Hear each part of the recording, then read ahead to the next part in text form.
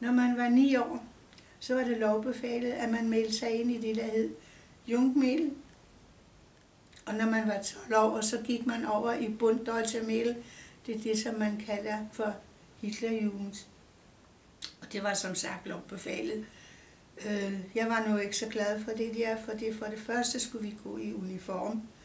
Og den uniform bestod af en mørkeblå nederdel med knaphuller i livet og en hvid bluse med knapper på, hvor der stod JM, BDM på, til at knappe fast på nederdelen. Så fik man et sort trekantet tørklæde og en gul læderknude som slips, og så en, honninggul jakke ud over, hvide ankelsokker og sorte sko. Jeg havde nu ikke så meget af det, fordi man skulle jo bruge det, der hedder punktsystemet. Vi fik så mange punkter til tøj, og der var jo kjoler og frakker og så videre vigtigere, mente min mor i hvert fald, i stedet for en nazi-uniform.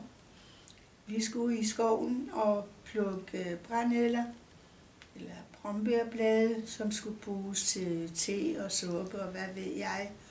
Og det skulle vi have med hjem og tørre på et loft, og vi skulle plukke tøj i stumper og stykker i sådan nogle trævler, som skulle blive til vat og forbindinger til vores soldater i krig. Og så skulle vi jo stå, når der kom prominente gæster, så skulle vi stå det, man kalder for spalier, fordi han skulle så mødes med de der rækker af uniformerede piger og drenge. Og der skulle vi så samtidig stå i timevis, så der var flere, der besvimede. Og manden kom aldrig. Det var ham der, Baldur von Schirach, kan jeg huske, at vi stod og ventede en dag.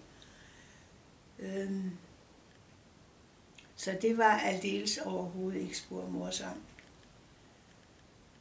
Men som sagt, det var lovbefalet, og vi var nødt til at melde os til i hvert fald.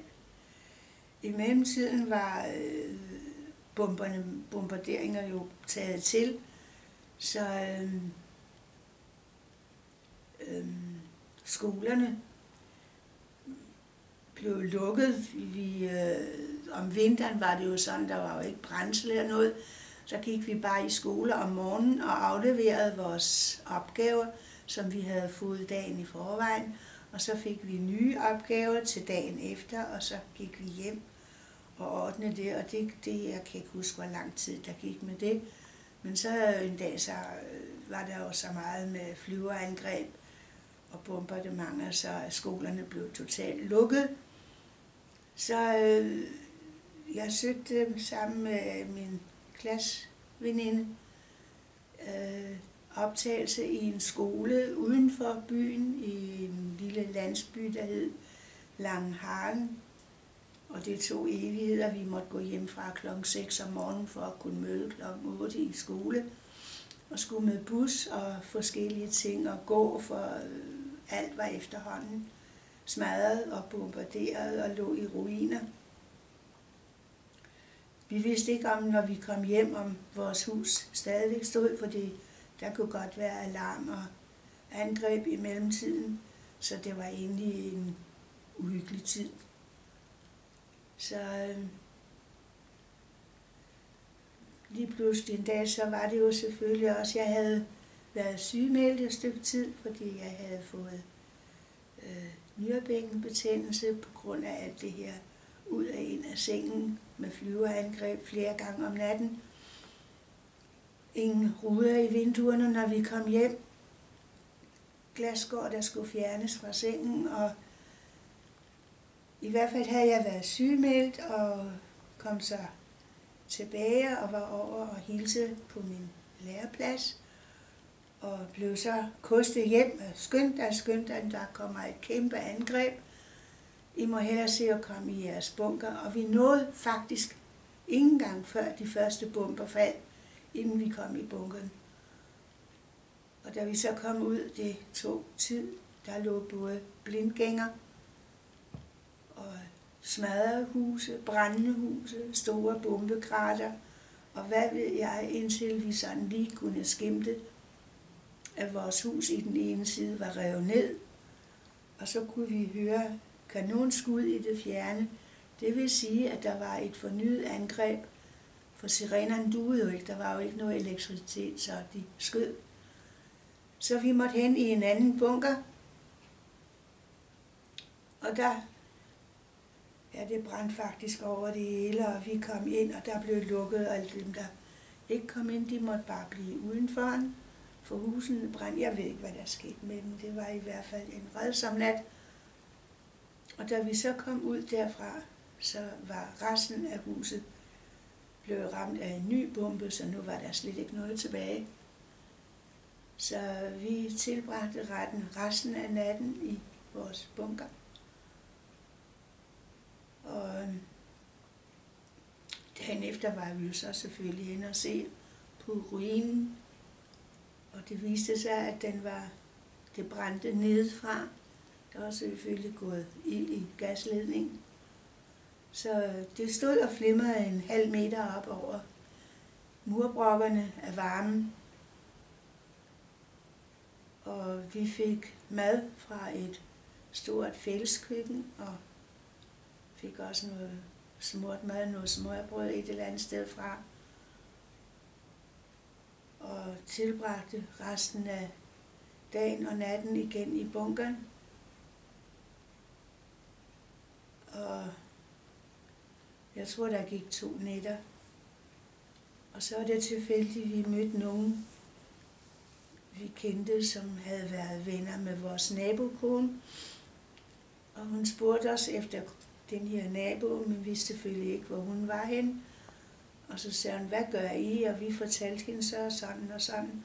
Og så sagde hun, I går med mig hjem, og så skal I rigtig vaskes. Og vi var hjemme hos dem. Og hun varmede vand, og vi fik lov at vaske os fra top til tå. Og jeg havde mistet den ene sko, så jeg fik et par gummisko af dem. Størrelse 42, kan jeg huske.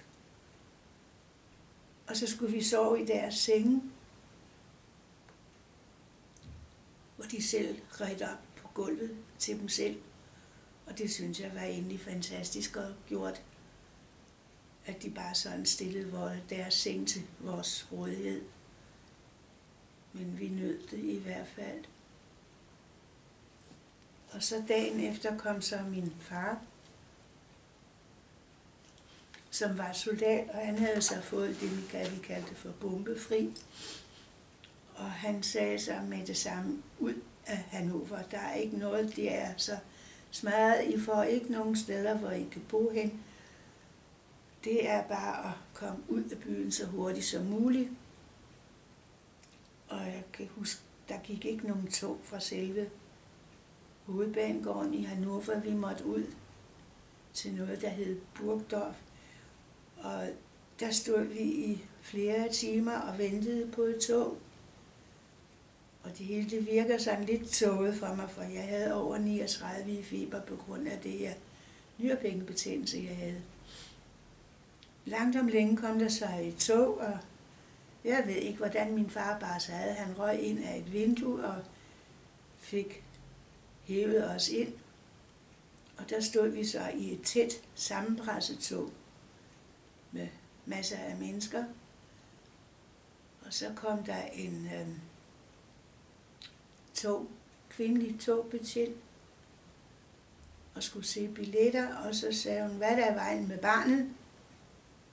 Ja, sådan og sådan. Jeg kom lige med mig, sagde hun så. Og så tog hun os hen i kupé 1. klasse. Men desværre, sagde hun, måtte min far stå ude på gangen, for han måtte ikke komme med ind, fordi vi havde jo ikke betalt 1. klasse. Så sådan kom vi så til Ostfriesland, hvor der boede min mors søster. Så der var vi så den første tid lige efter.